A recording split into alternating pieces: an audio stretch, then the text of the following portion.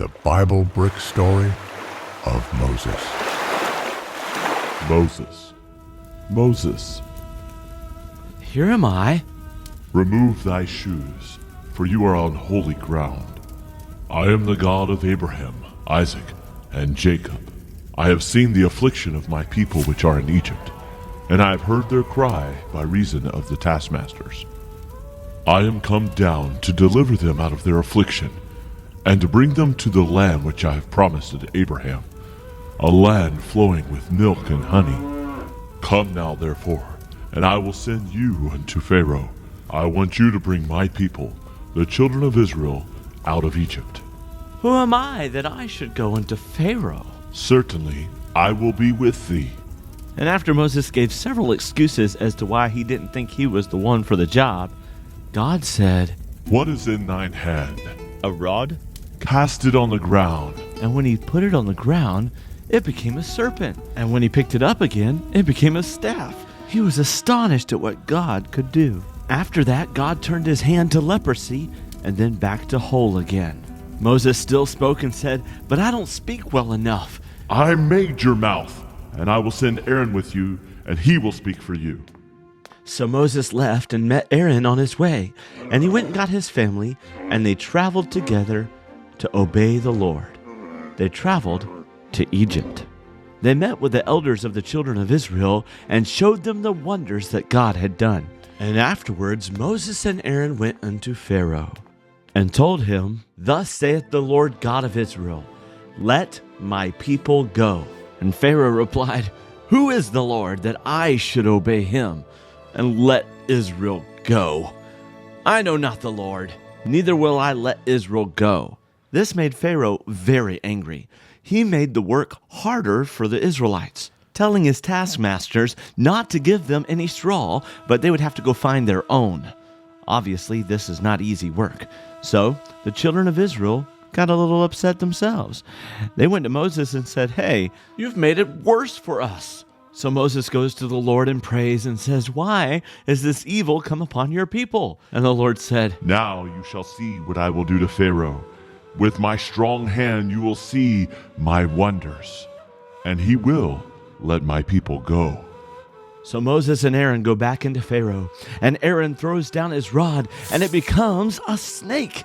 So Pharaoh calls his magicians and sorcerers in, and they do the same thing. They throw down their rods, and they become snakes too. But Aaron's rod goes over and eats up and swallows those other snakes. But Pharaoh's heart was still hardened, and he refused to let the Israelites go. And in the morning, the Lord told them that Pharaoh was going to be down by the water. So they went down by the water, and the Lord told him to put his rod down in the water. And when he did, the water turned to blood.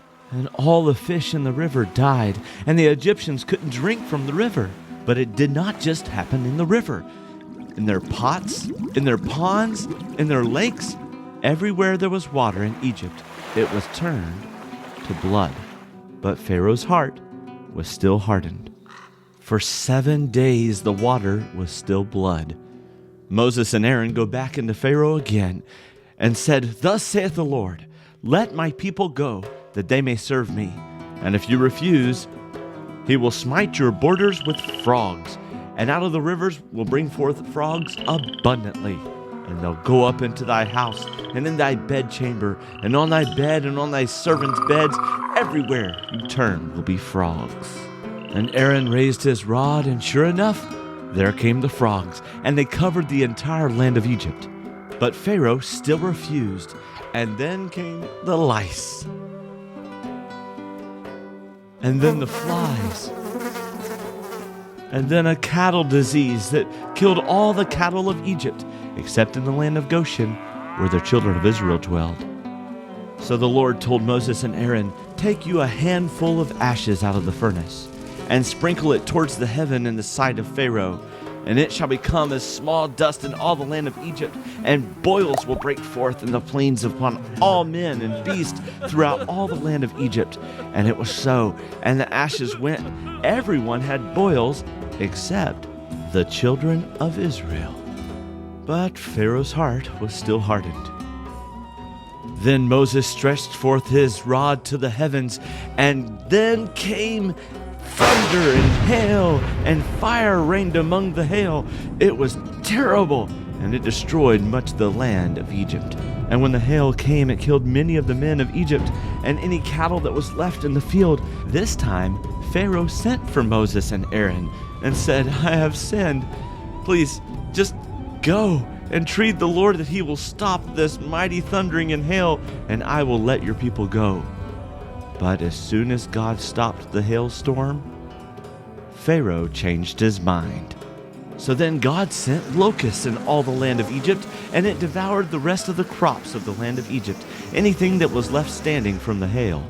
Pharaoh then wanted to let the people go, but as soon as the locusts were taken away, he changed his mind again. And God sent a thick darkness upon the land of Egypt for 3 whole days, and you could not even see each other. And after the Lord took away the darkness, he said unto Moses, Yet will I bring one plague more upon Pharaoh and upon Egypt, and afterwards he will let you go. But for this one I have some instruction for the children of Israel. They are to take the blood of a spotless lamb and paint it over the doorpost of their home. And for every home that has the blood painted on the doorpost, the death angel will pass over. But for every home where there is no blood, there the death angel will enter and take the life of the firstborn son. God told them on the 14th day of that month, the death angel would pass over. And so it was that night when the death angel came, and every firstborn that did not have the blood on the post of the door died, including Pharaoh's firstborn son. And Pharaoh decided to let God's people go. And so it was that the children of Israel left Egypt, and they left with a high hand, excited and praising God for his victory.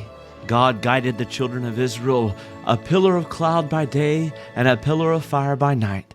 And when they came to the Red Sea, God hardened Pharaoh's heart again, and this time it was to bring honor to God.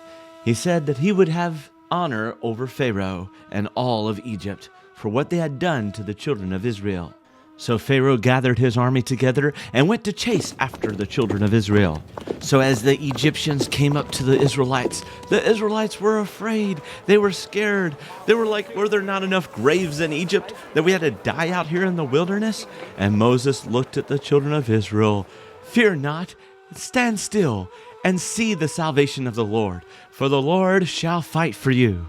And as Pharaoh and the Egyptians got closer to the children of Israel, God moved the pillar of fire and the pillar of cloud behind the children of Israel to block the Egyptians from getting to them. And he told Moses to stretch forth his rod over the sea and divide it. And what did God do? God divided the water, and they walked across on dry ground. But God was not done.